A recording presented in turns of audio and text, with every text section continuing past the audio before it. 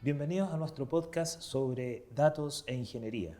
Hoy estamos con el profesor Yasmani Prieto Hernández, ingeniero en telecomunicaciones y electrónica de la Universidad Pinar del Río de Cuba, doctor en Ciencias de la Ingeniería con mención en Ingeniería Eléctrica por la Universidad de Concepción y docente de la Facultad de Ingeniería de la Universidad Católica de la Santísima Concepción.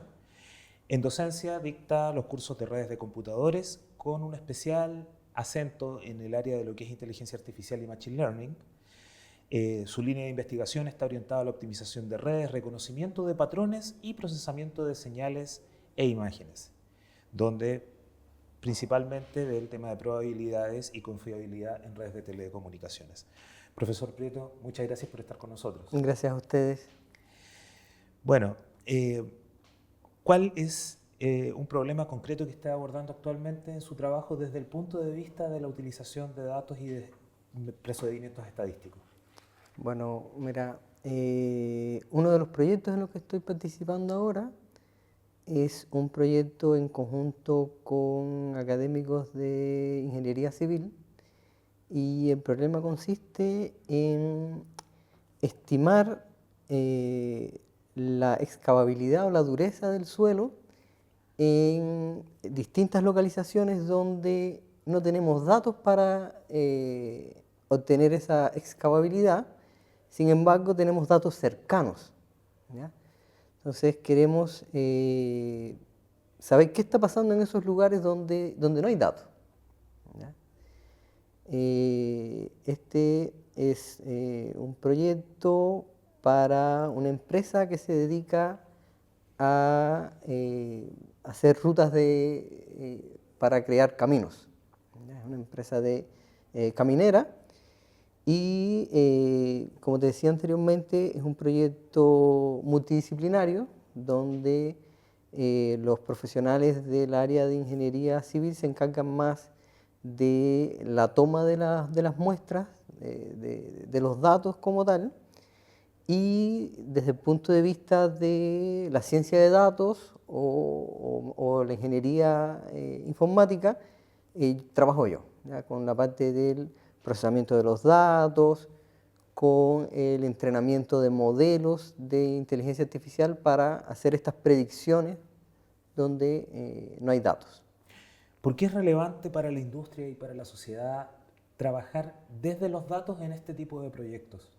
De hace muchos años se ha puesto un foco muy grande en medir, ¿ya? En medir para optimizar, para que los procesos sean más eficientes, ¿ya? Y hoy día cada vez más estamos buscando medir más cosas, ¿ya? Y estas mediciones nos permiten, como te decía, que los procesos sean más eficientes. En el caso de esta empresa que se dedica a diseñar caminos, ellos antes de involucrarse en un proyecto necesitan hacer una estimación de los costos que vendría a ocupar este proyecto, y uno de los costos más grandes están en la excavación, ¿ya? Y seleccionar qué métodos de excavación utilizar en cada lugar del terreno, ¿ya? Entonces, los métodos de excavación, ya sea una excavadora o explosivos, están asociados a la dureza de ese terreno, ¿ya? Ocurre que los terrenos son grandes, ¿ya? Entonces no se puede medir en todos los puntos, y lo que se hace es que se mide en ciertos puntos, y en el espacio que hay entre esas mediciones es necesario estimar qué es lo que hay ahí, ¿ya? Los puntos que son medidos forman parte de un muestreo. Claro. Es un muestreo aleatorio para poder Claro, realizar eso. en este tipo de trabajos, o sea, si fuera un muestreo aleatorio sería mucho mejor, pero ahí tenemos o tuvimos el primer gran problema es que el muestreo no fue aleatorio porque estos terrenos se miden antes de comprarlos. Okay. Entonces ocurre que los ingenieros tienen que tomar medidas a veces donde se puede, ¿ya? Para poder describir ese escenario que estamos modelando. Y eso formó parte de la problemática del proyecto, porque claro, teníamos zonas más densamente medidas y zonas donde había más dispersión de la información. Ya algo hemos hablado de cómo se obtuvieron los datos para este tipo de proyectos. ¿Qué tipo de datos son los que se obtienen? Ya en este proyecto los datos que se obtienen son datos geotécnicos, ¿ya? Son datos que se obtienen a partir de distintos test. Nosotros trabajábamos específicamente a través de el uso de velocidades de ondas en el terreno, ¿ya? Y estos datos se obtuvieron a partir de una metodología que se llama MASW, ¿ya? Donde se emiten estas ondas al terreno y luego se van midiendo las reflexiones del terreno, ¿ya? Esa parte específica del proyecto quedaba del lado de los ingenieros civiles y nosotros desde la ciencia de datos lo que nos llegaban era la recolección de esas mediciones, ¿ya? Y a partir de ahí nosotros tomábamos el proyecto. ¿Qué técnicas estadísticas y de probabilidad aplicó para abordar el problema? Me imagino que usted recibió el paquete de datos y en base a eso comenzó a ordenar, a estructurar, a preprocesar. Cuéntenos un poquitito más del proceso. Claro, mira, los proyectos donde se utilizan datos, a veces pensamos que los proyectos empiezan ya calculando histogramas, sin embargo siempre hay un punto antes donde tú construyes un repositorio de datos o construyes la base de datos. En este caso, la empresa tenía mediciones que habían tomado a lo largo del tiempo y el primer paso fue tomar esa documentación, extraer la información que nosotros considerábamos inicialmente iba a ser necesaria para llevar a cabo nuestra estimación, y eso significa trabajar con archivos PDF, Excel, con imágenes, y eso extraer valores y formar la base de datos. Entonces, ese primer proceso cuesta mucho tiempo, ¿ya? Pero si no se hace bien, todo lo que viene detrás no da resultado, ¿ya? Por ejemplo, un típico error que generalmente se comete en el análisis o en la construcción de bases de datos es no estandarizar el uso de los decimales. Por Por supuesto. ejemplo, entonces se puede reemplazar un punto por una coma y entre medio ahí para el computador significa otra cosa. Claro, claro. Por eso te digo que ese punto inicial es sumamente relevante, ¿ya? Entonces, antes de dar partida a esa recolección de información de la documentación, es necesario tener una metodología, ¿ya? ¿Cómo vamos a hacer esto? Si encontramos esto, ¿qué decisión tomamos? Porque a veces en los datos, a veces en estos archivos, habían variables que se habían medido y otras que no se habían medido. Entonces, son datos faltantes. ¿Qué hago si aparece eso a la hora de recolectar los datos? ¿Ya? O sea, los sensores también pueden tener problemas. O sea, hay un rango de medición y a partir de ahí, entonces, es común que aparezcan este tipo de problemas, y la idea es que antes de esa recolección de datos se haya llegado a una metodología, a un procedimiento sistemático para llevarlo a cabo. ¿Puede compartir un ejemplo concreto de cómo estos resultados impactaron en el funcionamiento de la empresa y del proyecto en general? El principal problema que nosotros atacábamos acá era que en los puntos donde no habían mediciones se cometían errores, ¿ya? Y la idea es que estos modelos de aprendizaje automático iban a disminuir esa tasa de errores, ¿ya? Lo cual iba a implicar menores gastos asociados a sobrecostos, ¿ya? La empresa hacía una planificación y si esa planificación luego no era acorde a la realidad, eso implicaba sobrecosto, ¿ya? Más allá del plan inicial. Entonces, detectamos algunos niveles de escalabilidad donde con el método anterior que tenía la empresa habían llevado a errores. Entonces, ahí se puede ir viendo la ventaja de utilizar estos mecanismos a utilizar otras formas de estimación. En resumidas cuentas, el utilizar este tipo de mecanismos implica una reducción en los costos y en los tiempos de respuesta. Exactamente. Lo que en el fondo se traduce en un beneficio tanto para la empresa como para el mandante. Que en este caso, por ejemplo, en todo lo que es el ámbito caminero, generalmente el mandante es el Estado y es un beneficio para toda la sociedad. Exactamente. Bien, ¿qué habilidades estadísticas considera esenciales para un ingeniero a futuro? Bueno, si le dijeran de aquí a 10 años más, ¿qué cree usted que sería lo más relevante que un ingeniero debiera saber en el campo de estadística? Sí, mira, yo te diría que en una palabra o en una frase sería potenciar el pensamiento estadístico, ¿sí? Y el pensamiento estadístico viene a ser entender que vivimos en un mundo de variabilidad, ¿ya? Vivimos en un mundo donde los fenómenos son multidimensionales, o sea, tienen muchísimos factores que muchas veces no es posible tenerlos en cuenta cuando nosotros estamos analizando esto, pero todos esos factores, al tener distintas configuraciones, hacen que esto de acá nos responda siempre de la misma forma. Y de ahí viene esta variabilidad. Y eso nos permite entender que, bueno, hay un refrán que dice que nadie es tan bueno como en su mejor momento, ni tan malo como en su peor momento, ¿ya?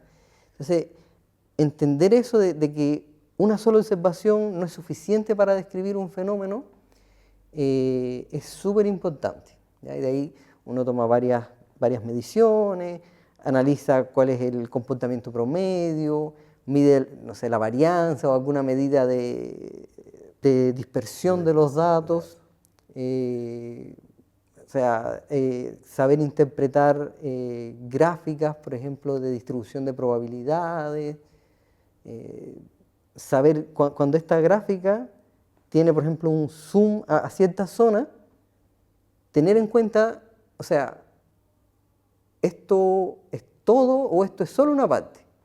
Porque quizás esa gráfica solo me está mostrando una parte de todo lo que está pasando. Entonces yo debería pensar, oye, pero ¿y si hacemos la gráfica más completa? ¿Ya? Para ver como el big picture. Profesor, si un estudiante le preguntara ¿por qué debo aprender estadística si estudio ingeniería? ¿Qué le respondería? Si bien cuando estudiamos ingeniería o vamos como a áreas específicas de la ingeniería, vemos muchos modelos que son una simplificación del mundo real, ¿ya? Muchas veces vemos modelos determinísticos. Sin embargo, cuando nosotros vamos a terreno, observamos que en realidad lo que ocurre es un poco más complejo, ¿ya? Y a veces esta complejidad está dada por esta multifactorialidad de los fenómenos, ¿ya? Donde pasar de un modelo determinístico a un modelo probabilístico estadístico enriquece la información o enriquece ese modelo que tú vas a estar utilizando, ¿ya? No sé, ponte a pensar a alguien que diseña puentes, ¿ya? Y tienes que diseñar un puente para el tráfico que ocurre en ese puente, ¿ya? El tráfico no es constante, ¿ya? Y entonces vas a tener situaciones donde pasa un auto ligero, pero a veces va a pasar un auto, un camión. Claro. ¿Ya? Entonces, ahí va a haber cierta variabilidad. Es decir, bueno, este puente está diseñado para un tráfico promedio, pero además tienes que tener en cuenta la frecuencia con que pasan camiones, la frecuencia con que ocurre esto. ¿Ya? Lo mismo si trabajas en redes de datos, ponte tú, ¿ya? El tráfico en las redes de datos también es altamente variable. Entonces, cuando tú construyes la red, también tienes que tener en cuenta esa variabilidad. Eso es algo que de repente se discute cuando, yendo a algo completamente comercial, por decirlo de una forma, cuando te hablan de las velocidades mínimas o velocidades máximas garantizadas. Claro. O sea, a ti lo que te ofrecen en un paquete es como un estimado, ¿no es? Sí, en realidad en la red hay un pool de recursos compartidos y lo que ocurre es que, o sea, es poco probable que al mismo tiempo todos estemos usando los mismos recursos. ¿Ya? Entonces, si bien tú tienes, no sé, un ancho de banda súper grande, no quiere decir que ese ancho de banda sea solo para ti. Claro. Entonces, a distintas horas del día va a haber más o menos tráfico y lo que tú generas tiene que colarse por ahí. Entonces, a distintas horas del día tú vas a experimentar distintas velocidades. Yeah. ¿Qué recomendaría para desarrollar el pensamiento estadístico? Ya que hablamos de que en el futuro el ingeniero debiera tener este pensamiento estadístico. ¿Cuál sería algún tip para desarrollar este pensamiento? Más allá de aprobar la asignatura. Claro, ese es como un desde, ¿ya? Pero yo creo que, bueno, como mismo se estratifican las carreras, yo creo que hay que empezar en la base, ¿ya? Y tratar de entender los conceptos más allá de la aplicación, ¿ya? ¿Qué significa la media en una distribución? ¿Ya? ¿Qué información me da? Porque hay, no sé, la media no me da la misma información en una distribución gaussiana que en otras distribuciones. O sea, yo la puedo calcular, pero en una distribución gaussiana la media es súper informativa.